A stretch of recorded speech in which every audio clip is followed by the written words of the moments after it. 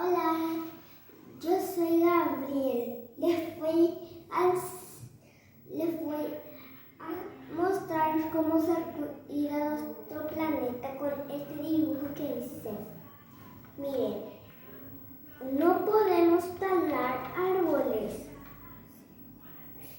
No podemos tirar en el suelo la basura.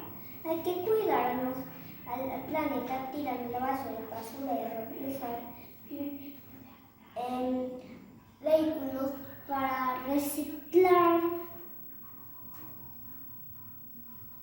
porque la tierra se va a asustar si talamos los árboles y tiramos basura.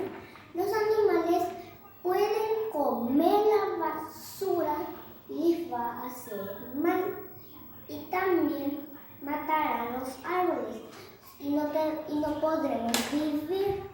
No va a existir más la vida. Así que tienen que cuidar a nuestro planeta.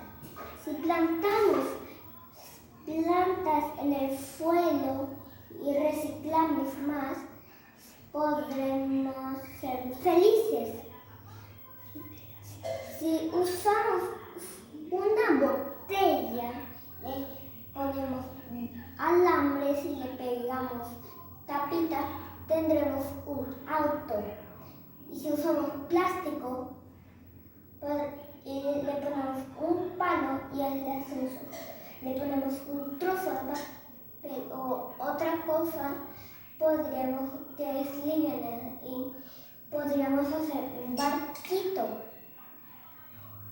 Así que podremos ser felices en nuestro planeta. Así que hay que reciclar.